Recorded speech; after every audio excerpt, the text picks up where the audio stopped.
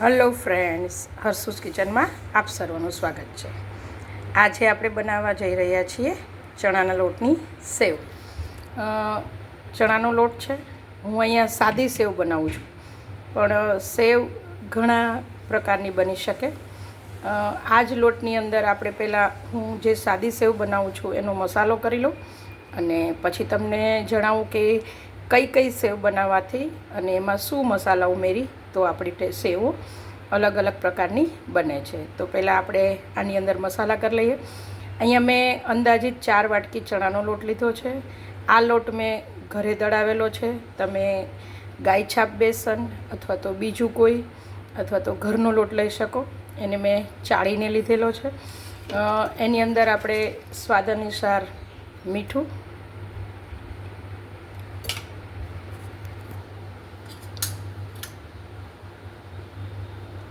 ચપટી હળદર અને હિંગનું પ્રમાણ આપણે થોડું વધારે રાખશું। આપણને ખબર છે કે સેવ અને ગાંઠિયાની અંદર હિંગ થોડી વધારે હોય તો એ સારી લાગે છે।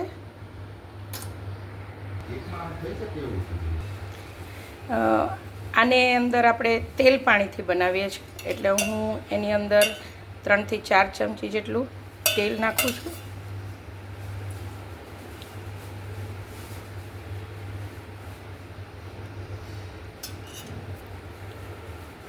હવે આપણે આ બધી વસ્તુને મિક્સ કરી દઈશું।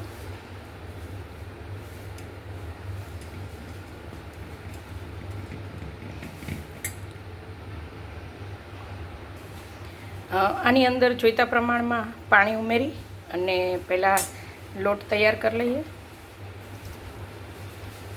થોડું થોડું પાણી ઉમેરવાનું અને એને હલાવી લેશું।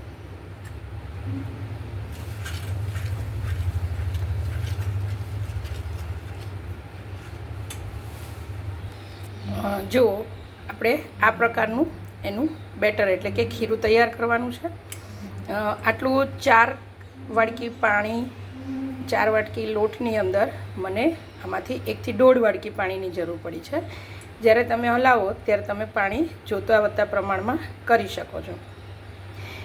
સાદી સેવ છે અને હું આની અંદર કોઈપણ જાતના સોડા ઉમેરતી નથી। બજારમાં જે સેવ મળે છે એની અંદર સોડા નાખેલા હોય છે, જ્યારે આપણે એની અંદર તેલ પાણીથી જ બનાવીએ તો એકદમ સોફ્ટ અને એકદમ ઉપરથી ક્રિસ્પી આપણી સેવ બને છે। એટલે હું સોડા નથી નાખતી, એટલે આપ પણ ન નાખો તો આપની સેવ પણ સરસ જ બનશે। આ જ બેટરમાંથી મારે મરીની સેવ બનાવવી હોય, લીંબુની સેવ બનાવવી હોય તો હું લીંબુ અને મરી ઉમેરી દઉં તો તમે લીંબુ મરીની સેવ બનાવી શકો। આની અંદર પાલકની સેવ બનાવવી હોય તો પાલવને ક્રશ કરી અને ઉમેરી દઉં તો પાલકની સેવ બને।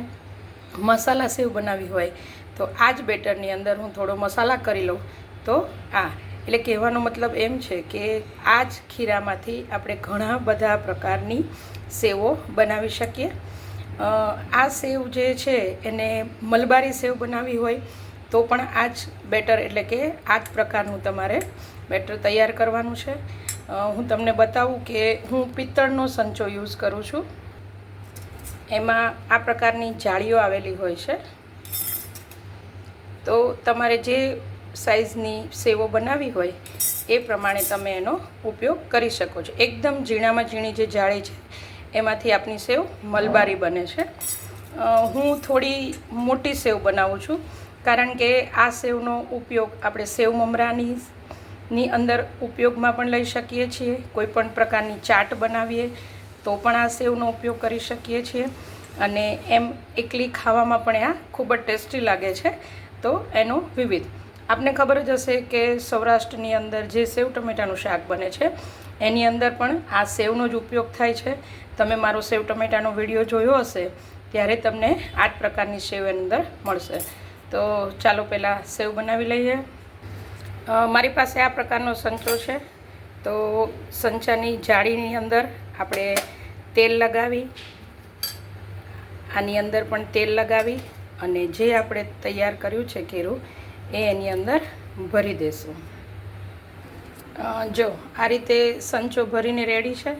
સંચાને ઊભો જ રાખવાનો અને મેં તળવા માટેનું તેલ પણ મૂકી દીધું હતું તેલ આપણે જોઈ લઈએ, એકદમ ગરમ થાય પછી જ આપણે સેવ પાડીશું.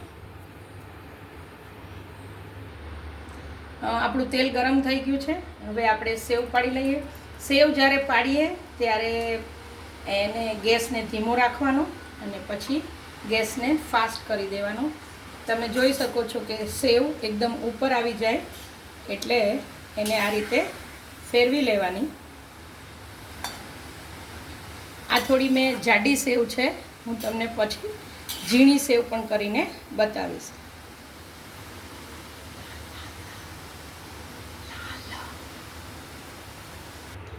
જો આ રીતની આપણી સેવ તૈયાર થઈ ગઈ છે. તમે જોઈ શકો છો કે એકદમ સરસ સેવ આપણી થઈ ગઈ છે. આ જ રીતની સેવ આપણે બધી જ તળી લઈએ. ફરી એકવાર બતાવી દઉં કે સેવ અંદર આપણે સંચાથી પાડીએ એટલે એ તરત જ ઉપર આવી જશે, એટલે એને ધીમે રહી અને એને તરત જ ફેરવી લેવાની છે.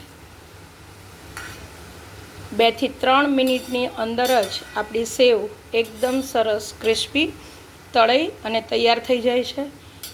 તમારે જો એવું લાગે કે થોડી લાલ રાખવી છે તો તમે 1 મિનિટ વધારે રાખી શકો છો. ફક્ત 2 જ વાર આગળ અને પાછળ એટલે કે ઉપર અને નીચે ફેરવશો એટલે એકદમ સેવ આપણી આ રીતની તૈયાર થઈ જાય છે. ઘણા લોકો એવું કહેતા હોય છે કે સંચામાંથી સાઈડમાંથી પડે છે અથવા તો ગાંઠિયા બરાબર કે સેવ પડતી નથી. પણ આ સંચાને જ્યારે આપણે ફેરવીને મૂકીએ ત્યારે આપણે એને સીધો જ મૂકવાનો. અને બીજું મેઇન કારણ છે કે જે લોટ તૈયાર કરીએ છીએ એ રોટલી જેવો લોટ તૈયાર કરવાનો.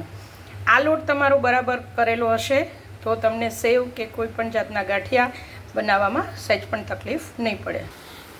જુઓ એ જ બેટર એટલે કે જે ચણાનું આપણે બેટર તૈયાર કર્યું હતું એની અંદરથી મેં ઝીણી સેવ પાડી.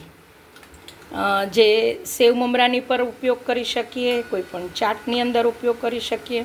મેં પહેલાં કીધું એમ જ આ રેગ્યુલર સેવ છે, પણ મારા ઘરમાં થોડી મોટી સેવ વપરાય છે એટલે બીજી મેં મોટી બનાવી છે. 4 વાટકી લોટની અંદરથી ઘરનો લોટ હોય અને ઘરે બનાવીએ તો તમે જોઈ શકો છો કે કેટલી બધી સેવ આપણી તૈયાર થાય છે. આને પણ આપણે 2 જ વાર ફેરવી લેવાની અને એકદમ ટેસ્ટી. હજી આનાથી ઝીણી તમારે મલબારી કરવી હોય તો આ જ પ્રકારનું એટલે કે બેટર ખીરું તમે જોઈ શકો છો, એક પણ ગાંઠા નહીં અને સાઈડમાં પણ કશું જ પટ્ટી જેવું કશું પડતું નથી અને એકદમ છૂટી છૂટી આપણી સેવ તૈયાર થાય છે. હું હમણાં તમને બહાર કાઢીને પણ બતાવીશ. જુઓ તમે જોઈ શકો છો કે એકદમ સરસ ક્રિસ્પી અને આ તો તમે ઓલામાં ચમચામાં છે, નીચે મૂકીને ઠંડી પડે એટલે એકદમ હાથમાં લઈ અને હું તમને ભાંગીને પણ બતાવીશ કે તેલ પણ સહેજ પણ રહેતું નથી, કારણ કે આપણે આની અંદર કોઈ પણ જાતના સોડાનો ઉપયોગ કરતા નથી. તો બાકીની સેવ પણ આ ઝીણી આપણે આ રીતે જ તળી લેશું. જો આપણી સેવ એકદમ રેડી છે. તમે જુઓ કે ફક્ત 4 વાડકી લોટ એટલે અંદાજિત 300 થી 350 ગ્રામ જ લોટ હતો, તો પણ કેટલી બધી સેવ આપણી બની છે. આ મોટી સેવ અને આ ઝીણી સેવ હું તમને એક ભાંગીને પણ બતાવું. જુઓ, અને તેલ પણ નહીં રહે કારણ કે આપણે કોઈ પણ પ્રકારના સોડાનો આપણે ઉપયોગ કર્યો નથી. હું પ્રોફેશનલ કોઈપણ જાતનું સ્ટુડિયો કે રસોડું મારું સેટઅપ નથી. હું ફક્ત મારા શોખ ખાતર અને જે ઘરે બનાવું એ આપની સાથે શેર કરું છું. તો એવી મને આશા છે કે તમે મારા વિડીયો જોતા હશો તો લાઈક, સબસ્ક્રાઈબ અને તમારે કંઈ મારી રેસીપી જાણવી હોય તો તમે મને કોમેન્ટ દ્વારા પણ જણાવી શકો છો. અને તમારા ગ્રુપમાં, તમારા ફ્રેન્ડ સર્કલમાં મારો વિડીયો શેર કરીને સબસ્ક્રાઈબ પણ કરાવી શકો છો. આ સેવ તમને પણ બતાવું કારણ કે હું થોડી લાલ બનાવી છે કારણ કે મને વધારે ભાવે. આ પણ એકદમ ક્રિસ્પી સેવ બની છે. જુઓ તમે, હાથની અંદર કોઈ પણ જાતનું તેલ પણ લાગતું નથી. ઓછા તેલની અંદર આપણે સારી રીતે બનાવી શકીએ છીએ. જો તમને મારા વિડીયો સારા લાગતા હોય તો હવે કંઈ કહેવાની જરૂર નથી કે સબસ્ક્રાઈબ, લાઈક અને શેર કરો. મને એવી આશા છે કે આપ સર્વ મારા વિડીયોને જરૂરથી ફોલો કરશો, કોમેન્ટ કરશો, લાઈક કરશો, શેર કરશો અને સબસ્ક્રાઈબ પણ કરશો.